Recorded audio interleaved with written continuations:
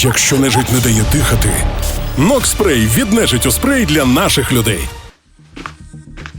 Пам'ятайте, якщо з нами Бог, то хто проти нас? Не залишили без уваги нову ситуацію в питанні врегулювання конфлікту в Україні. Володимиру Володимировичу ще сьогодні, напевно, завтра прийдеться щільно працювати з цього питання. Міль у камуфляжі настільки не хотіла відчути себе одинокою і покинутою, читаючи про підтримку Британії, Франції, України, що в день, коли спецпосланець Трампа прилетів до Москви, Путін викликав до себе Лукашенка. Певно, про мир порадитись. Давайте сядемо за стіл переговорів і закінчимо цю бійку. Вона ні українському народу, ні росіянам, ні білорусам не потрібна. Вона потрібна їм.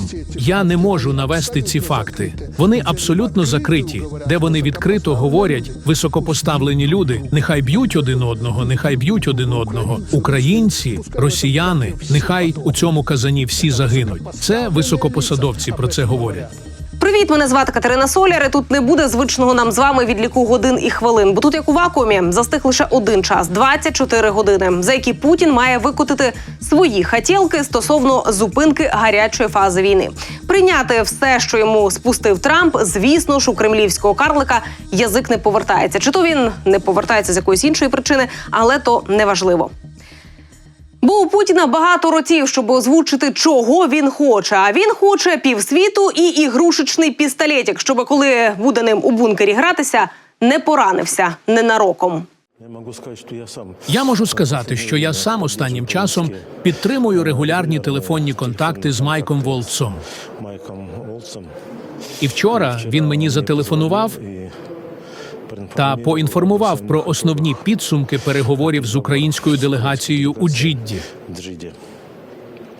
Я природно прокоментував домовленість про тимчасове перемир'я.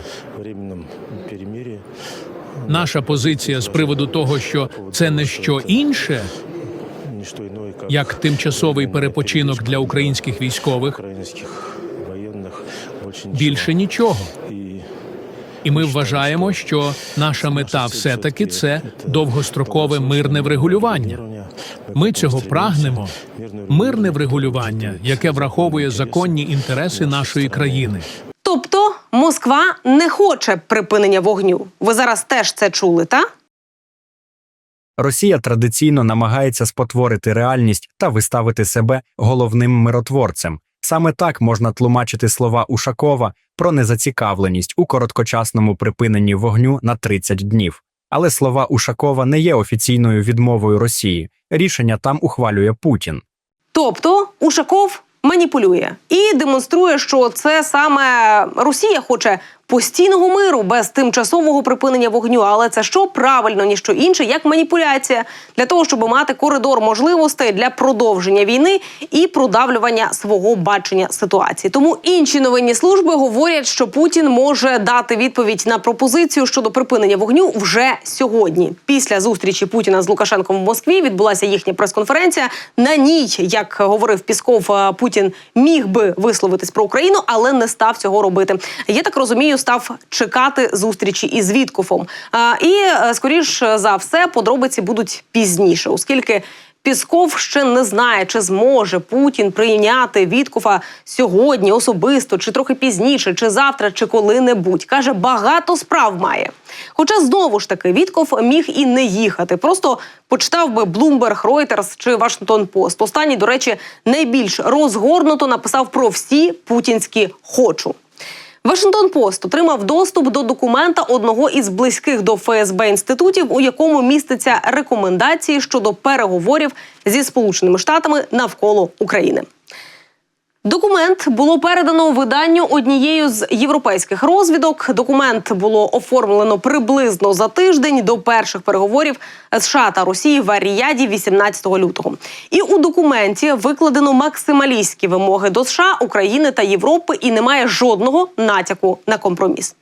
Тож, по-перше, Росія відкидає ідею Трампа закінчити війну за 100 днів. Вона вважає її неможливо реалізувати, і загалом мирного врегулювання не може бути досягнуто раніше 2026 року. Хтось мені підкаже, що вони запланували на 2026.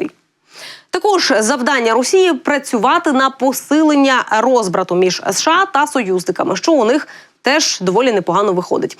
Тим самим послаблюючи американську переговорну позицію щодо України. Також триває робота з посилення напруги між США та Китаєм. Москва використовує не лише батіг, а й пряник. Наприклад, пропонує США корисні копалини, в тому числі на окупованих територіях України.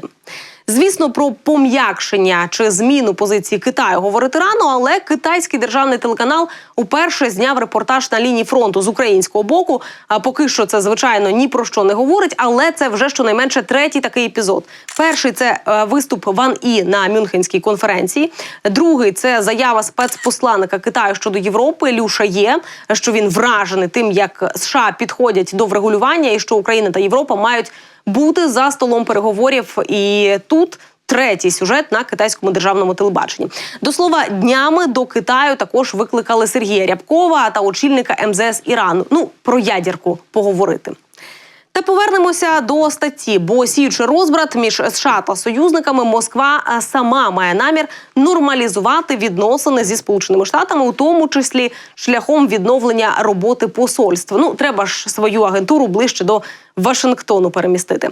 Тут же Росія відкидає будь-які плани щодо розміщення миротворців в Україні і наполягає на визнанні російського суверенітету над окупованими українськими територіями, що є червоною лінією для України. Це в той час, як 15 країн висловили зацікавленість в обговоренні нової архітектури безпеки для України. Про це, до речі, повідомив міністр оборони Франції Ле Корню. Франція, Британія, Туреччина готові направити до нас контингент, щоб гарантувати припинення вогню. І виходить, що Путін не хоче 30-денного перемир'я і щоб постійний мир в Україні хтось контролював. Також не хоче. Бо що? І українці, і Путін знають, що мир протримається недовго. Минуле зупинення вогню між Україною та РФ тривало 42 хвилини. Відстежити ці режими припинення вогню, будь ласка, можете завести контингент, який буде давати, що називається, це заходи об'єктивного контролю, коли, по тобі стріляють і ти це бачиш. Окей, можна відстежувати західними супутниками пуски балістичних ракет, крилатих ракет. І які наслідки? Перш за все, гаразд, Росія це порушила. Які наслідки для неї будуть? Це по-перше, а по-друге, дуже важливо зрозуміти, що якщо Україна почне на це відповідати, щоб до нас не було у наших партнерів також питань, тому що, вибачте, ми ж не перші почали. І це, власне, як у нас відбувається з 2014 року. Не ми почали цю війну, але ми маємо відповідати. І дуже б не хотілося, щоб ми опинились в ситуації, коли по нас стріляють, вибачте, а ми відповісти не можемо. І ми просто, жодним чином це ігноруємо, в силу того, що Україна підтримує оці міжнародні домовленості, які були створені іншими країнами. При тому, що по нашим людям, по нашим військовим це летить. І на цей випадок Британія і Франція обговорюють можливі удари по російським об'єктам у разі зриву перемир'я Москвою. Франко-британський проєкт має реалізувати разом із Альянсом НАТО і його можливостями. Для українських посадовців ключовим питанням є те, як така коаліція відреагує, якщо Росія порушить перемир'я. Чи відповість вона силою на великий наступ Росії та як швидко це відбудеться. Французько-британський план має на меті створити сили, оснащені достатньою могутністю, щоб відмовити Росію від повторного нападу, тобто бути інструментом стримування. Сили можуть включати важке озброєння та запаси зброї, які можуть бути терміново доставлені протягом годин або ж днів для допомоги в обороні України, якщо Росія все ж таки почне новий наступ. Іноземці будуть захищати стратегічні об'єкти, такі як АЕС. Звісно, що все це не подобається Росії, хоча про що я взагалі їй, в принципі, ніколи нічого не подобається. Тому Росія відкидає і початковий план Келлога Флейца, який передбачав збереження за Росією окупованих територій із зобов'язанням України не намагатися повернути їх у майбутньому військовим шляхом. Плани щодо продовження постачання зброї Україні після будь-якого мирного правочину також є абсолютно неприйнятними, як і неприйнятна нинішня чисельність української армії. Бо боєздатна і озброєна армія лякає Росію. Європа, не затягуйте з процесом переозброєння, бо, здається, цей дощ надовго. Вже далі Вашингтон-Пост пише, що без офіційного визнання окупованих територій Росія вважає досить ймовірним відновлення збройного конфлікту у середньостроковій перспективі, наприклад, після наступних виборів у США. Не хочеться повторюватись, але я ж казала, цей дощ надовго. Також Росія ставить за мету розширення буферної зони в регіонах, що межують з Брянською та Білгородською областями. Але, звісно ж, не за рахунок російських територій. Сірими мають стати Чернігівська, Сумська і Харківська області. До тих 4, які Росія вже вписала у свою так звану Конституцію. І не забувайте про те, що Росія прагне демілітаризації прикордоння з Кримом на українському півдні, включаючи Одеську область. Вони хочуть, щоб ми звідти вивели там майже всі війська, залишили лише дуже обмежений контингент, плюс без важкого озброєння, без певних можливостей, без авіації. І хотіти це дуже добре. І от я вважаю, що їхньому мирному, там умовно назвемо цей мирний план, якась хоча б умова до демілітаризації України, і про це, до речі, говорила американська також сторона, про те, що Україна має піти на певні територіальні поступки. Важко, неприємно, гаразд, ми можемо на них піти. Але при цьому Росія має прийняти той факт, що Україна залишиться дуже мілітаризованою країною, і це для нас єдиний шлях для виживання. І те, що ми війська ні звідки відводити не будемо. Це по-перше. По-друге, навіть в світовій практиці, найбільшим прикладом є війна в Кореї, коли демілітаризована зона, вона встановлюється обидвома країнами, які на кожну з частин своєї території, там, напевно, певний кілометраж, вони виводять війська, і встановлюється ця демілітаризована зона. І знову ж таки, на прикладі Кореї хочу підкреслити, що найбільш мілітаризована зона – це якраз є оця демілітаризована зона. Жодні політичні поступки України, такі як відмова від членства в НАТО чи проведення виборів з допуском проросійських партій, є недостатніми для домовленостей. Росія прагне повного розформування поточного українського уряду, що б це не означало. Це просто маячня, яка просто вкотре демонструє, хто насправді є каменем спотикання на шляху до встановлення справедливого, довготривалого миру. Власне кажучи, той самий, хто і є причиною розв'язання цієї бійні, як цю війну любить називати Трамп. Тому треба ж розуміти, що за великим рахунком Україна ж також не в захваті від ідеї цього перемир'я 30-денного була. І ми пішли на цей крок чому? Для того, щоб продемонструвати на практиці, не в риториці, а на практиці продемонструвати свою готовність до подальших кроків щодо мирного врегулювання. Більше того, Зеленський запропонував навіть свої кроки, окрім просто припинення вогню на 30 днів, ще пропонувалося повне припинення далекобійних використання ракет і дронів, повне припинення протистояння на морі. І тепер росіяни мали якось відреагувати. Тобто при тому, що ми так само говоримо, що нас, в принципі, не цікавить короткотермінове перемир'я, нас цікавить остаточне вирішення цієї війни, завершення її на певних засадах. І Зеленський про це говорив, що нам гарантії безпеки принципово важливі як передумова для вже завершення війни. А Путін викатив значно більше умов. Вам ще не набридло? Бо вимоги Росії не закінчилися. А Росія відкидає спроби заманити їх у мирну угоду шляхом зняття санкцій. Не зовсім зрозуміло, яка від цього користь для Росії йдеться у документі.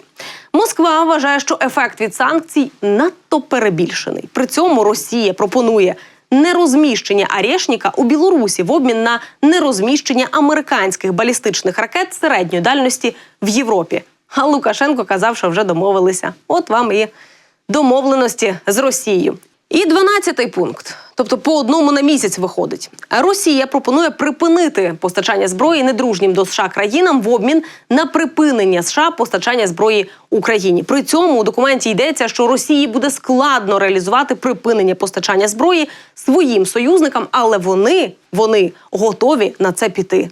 Індія, вона перестала виконувати певні зобов'язання, тому що в них були на постачання, в тому числі винищувачів, і вони ще з 23-го року припинили ряд контрактів, які були з Росією на постачання їм озброєння. І знову ж таки, те ж саме, що власне було і з Орешником. Ми готові йти на ті поступки, які для нас нічого не вартують, тому що ми просто їх не можемо виконувати. Така ж абсолютно ситуація.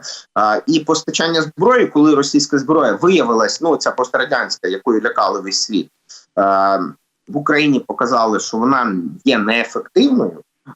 Ряд країн, вони припинили контракти з Росією. Це при тому, що Росія, вона з 90-х років була, якщо не помиляюсь, там третьою країною, яка на міжнародний експорт озброєння виходила один з ключових гравців, але при цьому на даний момент вони показали, що їх зброя просто є неефективною, плюс вона залежить від дуже багатьох компонентів, які постачаються із-за кордону, і в даному світі вони є неконкурентними. Я би навіть сказала, вже пішли, бо у той час, як США збільшили свій експорт озброєння, Росія з 2020-го тільки скоротила поставки озброєння до інших країн на 64%. Це пов'язано з веденням війни проти України і, до речі, Франція посіла друге місце у світі за обсягами експорту зброї. Країна-агресор Росія майже на 50% скоротила експорт зброї за 2 роки після початку повномасштабного вторгнення в Україну. Причиною, звісно, стали західні санкції і зміна пріоритету Москви на оснащення зброєю власної армії. Про це йдеться у звіті Стокгольмського міжнародного інституту досліджень проблем миру. І у звіті йдеться про те, що російський експорт озброєння почав знижуватися у 2015 році. А за 2 роки до повномасштабного вторгнення, тобто 2020-2021, експорт зброї був меншим, ніж у будь-який інший рік від початку століття. Багато в чому це було пов'язано із скороченням замовлень зброї з боку Китаю та Індії. І у період з 2020 по 2024 роки Росія поставила основні типи озброєння у 33 держави. 3/4 експорту припало на країни Азії та Океанії. На країни Африки припало 12%, Європи – 7,5% і ще 6,5% на Близький Схід. Де тут вороги Сполучених Штатів? Незадовго до повномасштабного вторгнення та після його початку основними покупцями російської зброї стали Індія, Китай і Казахстан. А ще варто сказати, що Україна довела, чого вартує російська зброя.